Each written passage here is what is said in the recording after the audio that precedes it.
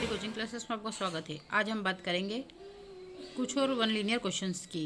जैसे वायु में नाइट्रोजन गैस का प्रतिशत कितना होता है, तो वायु में नाइट्रोजन गैस का प्रतिशत कितना होता है, 78% होता है। कितना होता है, 78%। फिर आता है ओजोन है, तो ओजोन क्या है, ऑक्सीजन का एक अपर रूप है। और ओजोन की फॉर्मूले की बात करें तो कितना होता है, O3। कितना होता है, O3। फिर नेक्स्ट आता है m द्रव्यमान के एक कण का संवेग p है, इसकी गतिज ऊर्जा होगी। तो गतिज ऊर्जा का फॉर्मूला होता है के ई बराबर यानी काइनेटिक एनर्जी 1/mv²। और अगर इसके बाद का द्रव्यमान के लिए होगा तो p²/2m। 4, 10 और 20 ओम के प्रतिरोधों के समांतर समूह को 15 वोल्ट के बैटरी से जोड़ा जाता है। परिपथ में धारा होगी तो कितना होता है इसका, 6 एम्पियर होता है, क्योंकि 15 वोल्ट की धारा दी जाती है तो 6 एम्पियर। उसका निम्नलिखित पदार्थों में से कौन एक लोह चुंबकी है, तो निम्नलिखित में से कौन एक लोह चुंबकी है, तो निकिल है। बाकी लकड़ी, सोना और मैग्नीज नहीं है।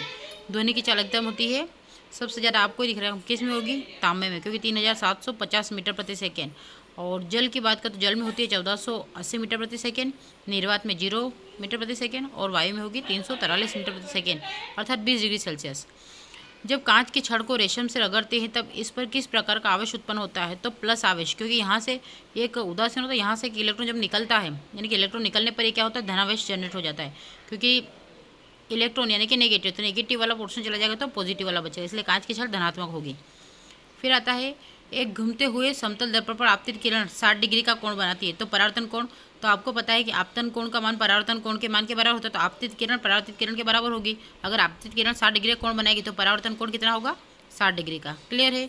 निम्नलिखित में से कौन सा ऊर्जा का नवीकरण संसाधन है, तो पेट्रोलियम अनवीकरणीय है, प्राकृतिक गैस अनवीकरणीय, और कोयला भी, लेकिन भूताप जो होता है वो नवीकरणीय स्रोत होता है। पदार्थ के संवेग और वेग के अनुपात से कौन सी भौतिक राशि प्राप्त होती है, तो द्रव्यमान होता है, यानी संवेग बराबर द्रव्यमान गुणित वेग। फिर आता है 1 नैनोमीटर बराबर होता है, तो 1 नैनोमीटर होता है 10⁻⁹ मीटर के, 10⁻⁹ मीटर के नैनो में, तो 1 नैनोमीटर बराबर होता है। और अगर हम सेंटीमीटर में बात करें तो 10⁻⁷ सेंटीमीटर।